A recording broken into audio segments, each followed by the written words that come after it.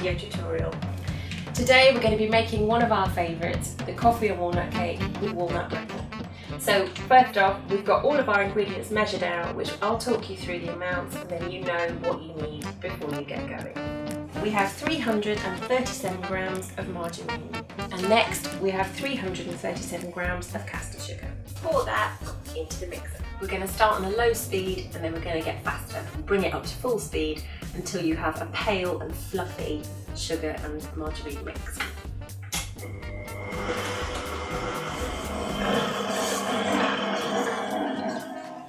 Once your mixture is light and fluffy, we're going to pop it back in, add the eggs and whip it up again.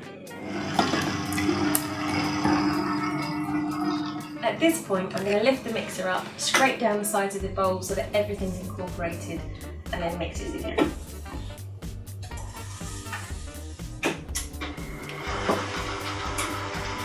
Now I'm going to sieve the flour. We have 337 grams of self-raising flour and I'm going to add in 2 teaspoons of baking powder.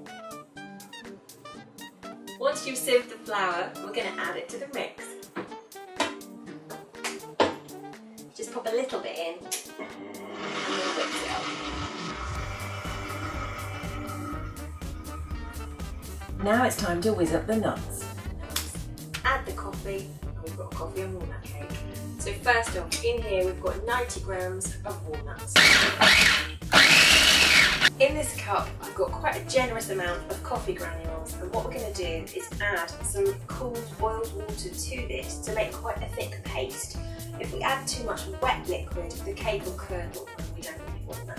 So just add a little bit of water at a time, give it a stir so that the granules dissolve. Now that we've got our sponge base, we're going to add our coffee and our walnuts.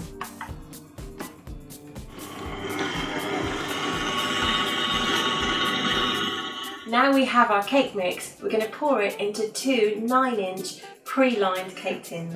Make sure it's evenly distributed in both tins and then we're going to pop it in the oven. Mixers are wonderful, but it is nice to finish off a mix by hand just so you know you've got everything incorporated into it.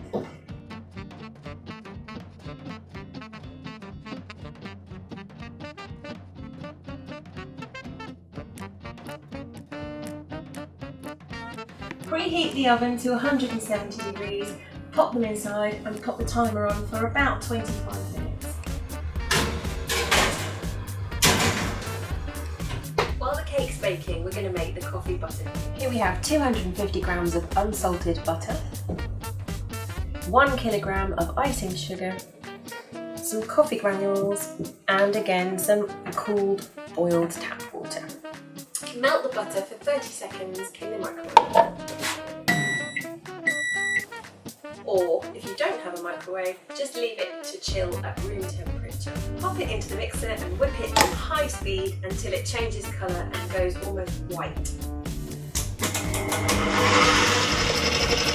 Take a skewer, we're going to just check on the cake and see how it's cooking. You want a clean skewer when it comes out of the middle of the cake, and that's how you know it's cooked.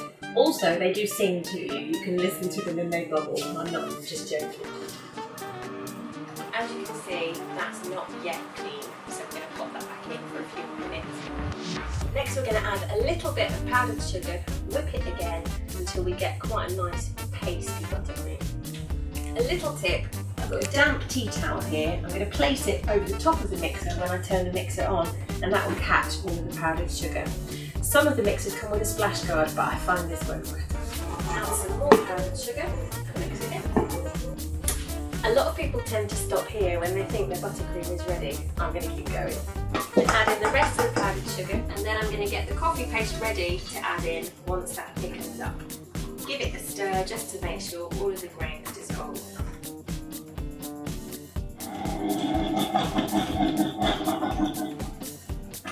Now we have a lovely dark thick buttercream, but again it's slightly too thick to work with, so I'm going to put the rest of the liquid in and then mix it on high speed for a few minutes until it becomes really light and whipped.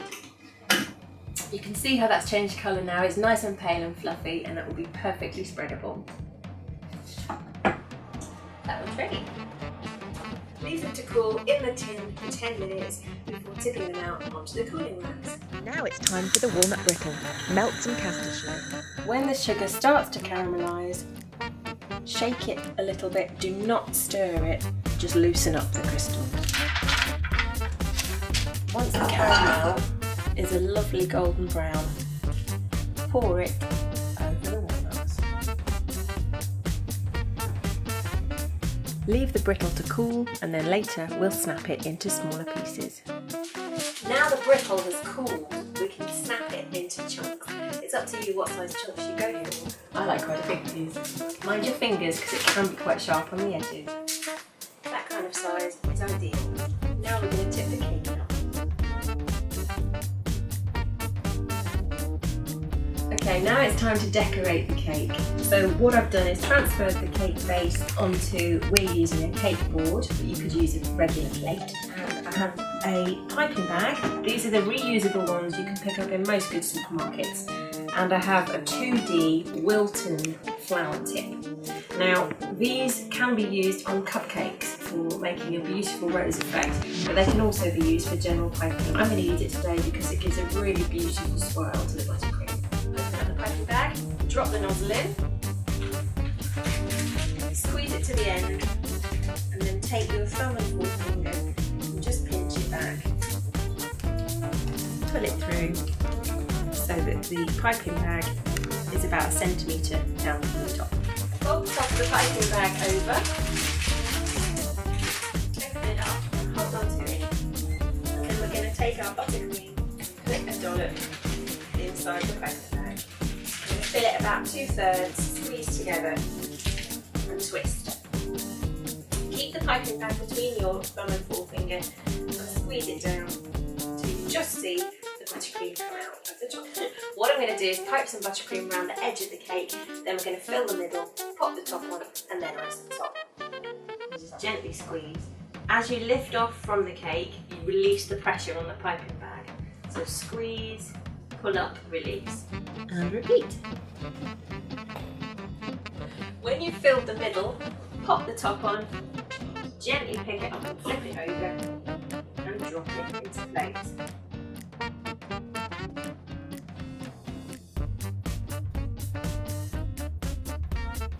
Now we've iced our cake, we're just going to put the finishing touch on of the brittle that we made earlier on.